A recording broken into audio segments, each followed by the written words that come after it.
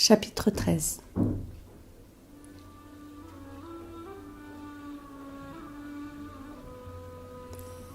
Enoch partit donc, et il dit à Azaziel, « Il n'y a plus de paix pour toi. Une grande sentence a été prononcée contre toi. Il t'enchaînera. Il n'y aura jamais pour toi ni soulagement, ni miséricorde, ni intercession, à cause de l'oppression que tu as enseignée. Et parce que tu as appris aux hommes à outrager Dieu, à pécher et à tyranniser leurs semblables. » Et je le quittai, et j'allais annoncer la même nouvelle à tous les compagnons de ces crimes. Et ils furent terrifiés, et saisis d'un affreux tremblement. Et ils me supplièrent d'écrire pour eux une humble supplique, pour obtenir le pardon de leurs fautes. Ils me prièrent de la faire parvenir au trône du Dieu du ciel, car ils n'osaient ni s'adresser à lui, ni même lever les yeux au ciel, à cause du grand crime pour lequel ils avaient été jugés. Alors j'écrivis une humble supplique à leur sujet, afin de leur faire obtenir repos et miséricorde pour tout ce qu'ils avaient fait.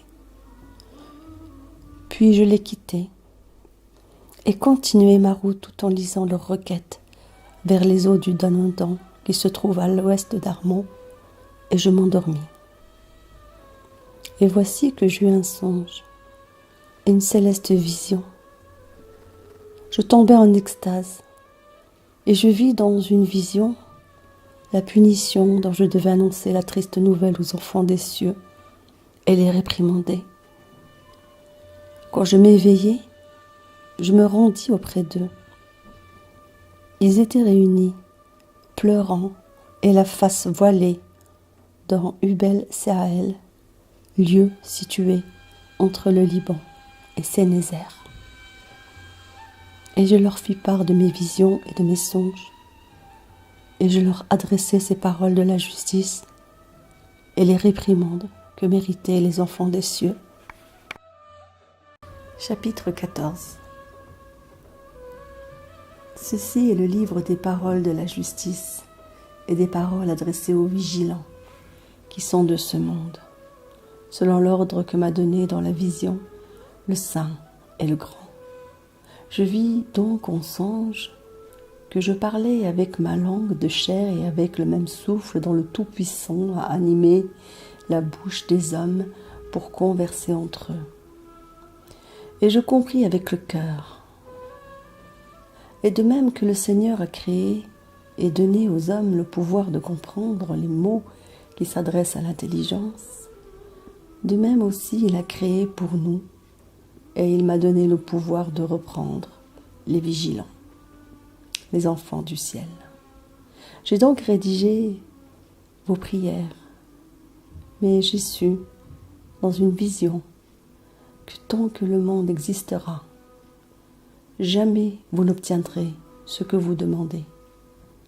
Le jugement a été prononcé contre vous. Toutes vos prières sont inutiles.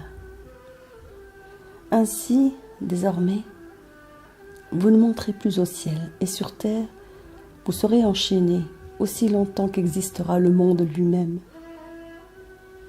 Mais auparavant, vous serez témoins de la misère de tout ce qui vous est cher. Vous ne les posséderez plus. Ils tomberont sous le glaive, sous vos propres yeux. Et n'adressez pas de prière, ni pour eux, ni pour vous. Mais vous pleurerez et vous supplierez en silence. Telles sont les paroles du livre que j'écrivis. Voici maintenant la vision que j'eus. Voici. Je me voyais environné de nuages et de brouillards épais. Je contemplais avec inquiétude le mouvement des astres et celui des éclairs, tandis que des vents formidables soulevaient mes ailes et accéléraient ma course. Je fus enlevé ainsi jusqu'au ciel, et j'arrivai bientôt à son mur bâti avec de pierres de cristal. Des flammes mobiles en enveloppaient les contours. Je commençais à être saisi d'effroi. Cependant, je m'enfonçais au milieu de ces flammes. et je pénétrai dans une vaste habitation dont le pavé était en pierre de cristal. Les murs, comme le pavé, étaient également en cristal, aussi bien que les fondements. Son toit était formé d'étoiles errantes et d'éclairs de lumière, et l'on voyait, au milieu des chérubins de feu dans un ciel orageux, des flammes vibraient autour de ces murailles, et la porte était de feu. Quand je suis entrée dans cette habitation, elle était à la fois brûlante comme le feu et froide comme la glace, et il n'y avait là trace ni de bonheur, ni de vie. Alors, une terreur soudaine s'empara de moi. Je tressaillis d'effroi. Tout tremblant, je tombai la face contre terre, et j'eus une vision. Voici, il y avait une autre habitation, plus spacieuse que la première, dont toutes les portes étaient ouvertes devant moi, au milieu d'une flamme vibrante. Telle était sa gloire, sa magnificence, sa grandeur, qu'il m'est impossible de vous dépeindre, ni la splendeur qui l'environne, ni sa vaste étendue. Le pavé était de feu. Au-dessus brillaient des éclairs et des étoiles errantes, et le comble était tout entier d'un feu étincelant. Je l'examinai avec attention, et je vis qu'il y avait un trône élevé, dont l'aspect ressemblait à la grêle, tandis que son contour était comme l'orbe éclatant du soleil, et il en sortait des voix de chérubins. De ce trône puissant s'échappaient des torrents de flammes, qu'il était impossible d'envisager. Et il y avait quelqu'un assis sur ce trône de gloire, dont le vêtement était plus blanc que la neige. Et aucun ange n'était capable de regarder en face le glorieux et le magnifique, ni de s'approcher de lui. Aucun mortel ne pouvait le contempler. Un feu brillant brûlait autour de lui. Il s'élevait aussi devant lui un feu d'une grande étendue, en sorte qu'aucun de ceux qui l'entouraient ne pouvait en approcher. Et des myriades de myriades étaient devant lui. Il n'avait besoin ni de conseil, ni d'assistance, et les saints qui formaient sa cour ne le quittaient ni jour ni nuit. Je m'approchai autant que je pus, voilant ma face et plein de frayeur. Alors le Seigneur lui-même daigna de sa propre bouche m'appeler par mon nom. « Approche, dit-il, approche de plus près et viens entendre ma sainte parole. » Et il me prit, et il me fit pencher jusqu'à la porte. Et moi, je tenais mes yeux baissés vers la terre. Chapitre 15. Alors s'adressant à moi, il me parla ainsi. Écoute, écoute sans crainte, ô juste Enoch, ô scribe de justice, approche et écoute ma voix. Va, dis aux vigilants du ciel qui t'ont envoyé pour me prier pour eux. Vous deviez prier pour les hommes, et non pas les hommes pour vous. Pourquoi avez-vous abandonné les saintes hauteurs du ciel, votre demeure éternelle, pour aller vous souiller avec des femmes? Pourquoi vous êtes-vous épris des filles des hommes, et en avez-vous fait vos épouses? Avez-vous pratiqué avec elles les œuvres des enfants de la terre, et donné naissance à une race impie? Vous qui étiez des esprits célestes en possession de la sainteté, de la vie éternelle, vous vous êtes souillés avec des femmes. Vous avez travaillé aux œuvres de la chair. Vous avez engendré dans le sang. Vous avez agi comme ceux qui ne sont que de sang et de chair. Eux, ils ont été créés pour mourir. Voilà pourquoi je leur ai donné des femmes, afin qu'ils cohabitent avec elles, qu'ils engendrent des enfants qui perpétuent leur race sur la terre.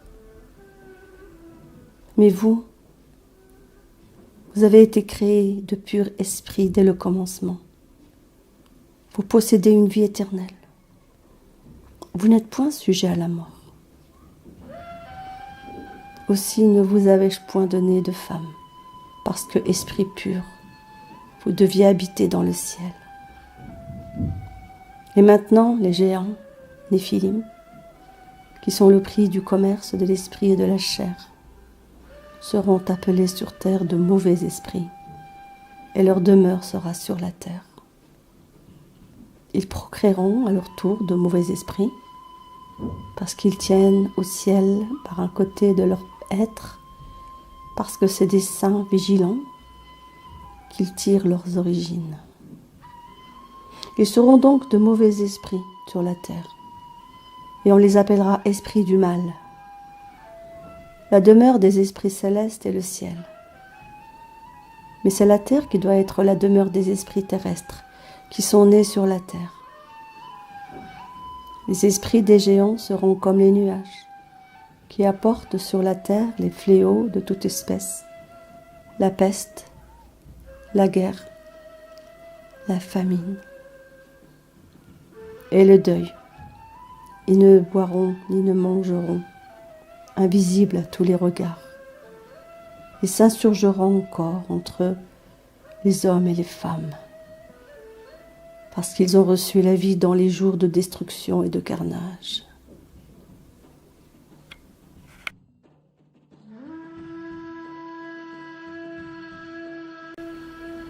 Chapitre 16. Lors de la mort des géants, quelque part caillent leurs âmes lorsqu'elles abandonneront leur corps. Tâche que ce qui est cher en eux périsse avant le jugement, qu'elles soient exterminées jusqu'au jour de la grande consommation de l'univers, alors que les vigilants et les impies seront détruits pour toujours. Quant aux vigilants qui t'ont envoyé pour m'implorer pour eux, dis-leur à ces intelligences célestes: vous avez eu le ciel pour demeure, mais les secrets d'en haut ne vous ont pas été révélés. Cependant, vous avez connu un secret d'iniquité, et vous l'avez dévoilé aux femmes dans les mouvements de votre cœur. Et par là, vous avez multiplié le mal sur la surface de la terre. Dis-leur donc: jamais vous n'obtiendrez de grâce, ni jamais vous ne recevrez la paix.